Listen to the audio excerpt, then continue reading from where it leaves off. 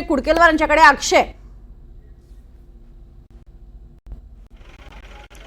प्रज्ञा, आपण जर बघितलं तर बीड येथील जी लढत आहे ही अतिशय रंगतदार आणि चुरशीची लढत होतानाचं चित्र आपल्याला पाहायला मिळालं. विशेषतः या ठिकाणचा जातीय संघर्ष आणि त्यासोबतच जातीवादाचे आरोप या ठिकाणी दोन्ही उमेदवारांनी परस्परांवर केल्याचं चित्र आपल्याला बघायला मिळालं होतं.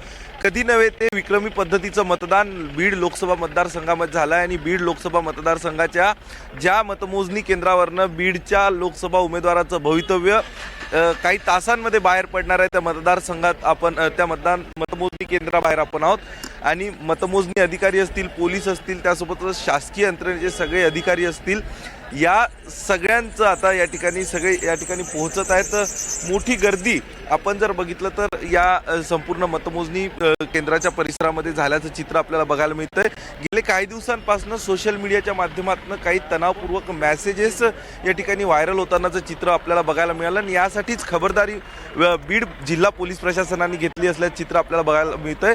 साधारण 1 किलोमीटर लांब वाहनं पार्क करून या ठिकाणी पैदलच प्रवेश या संपूर्ण जे पोलिंग एजंट्स असतात विविध राजकीय पक्षाचे उमेदवाराचे त्यांना प्रवेश दिला जातोय.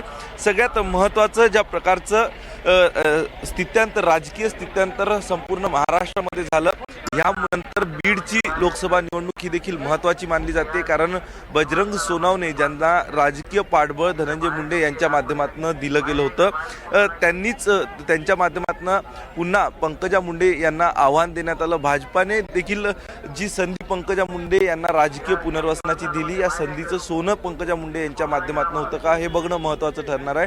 सुरुवातीला एकांगी जरी ही निवडणूक दिसत होती, मात्र तरी शेवटच्या क्षणाला अतिशय संघर्षाची, चुरशीची निवडणूक या ठिकाणी पार पडली. अनेक आरोप प्रत्यारोप झाले. महाराष्ट्राच्या राजकारणात बूथ कॅप्चरिंगचा बीड पॅटर्न अशा पद्धतीचा आरोप तो याच लोकसभा मतदारसंघामध्ये झाला. त्यासोबतच इतरही काही आरोप प्रत्यारोप झाले. मात्र देशाचे पंतप्रधान नरेंद्र मोदी यांना देखील पंकजा मुंडे यांच्यासाठी या मतदारसंघामध्ये सभा घ्यावी लागली. अशा परिस्थितीत आपण बघितलं तर नेमकं आज मतपेटीतनं काय बाहेर पडतं हे महत्त्वाचं असणार आहे. आणि सगळ्यात महत्त्वाचं, या लोकसभा मतदारसंघाला जो राजकीय इतिहास लाभलेला आहे स्वर्गीय गोपीनाथ मुंडे यांच्यापासनं, त्यामुळं या मतदारसंघाकडे देशाचं विशेष लक्ष असणार आहे. आणि नेमकं आजचा निकाल पंकजा मुंडेंचं राजकीय पुनर्वसन करतं का हे बघणं महत्त्वाचं असणार. अगदी महत्त्वाचं असणार.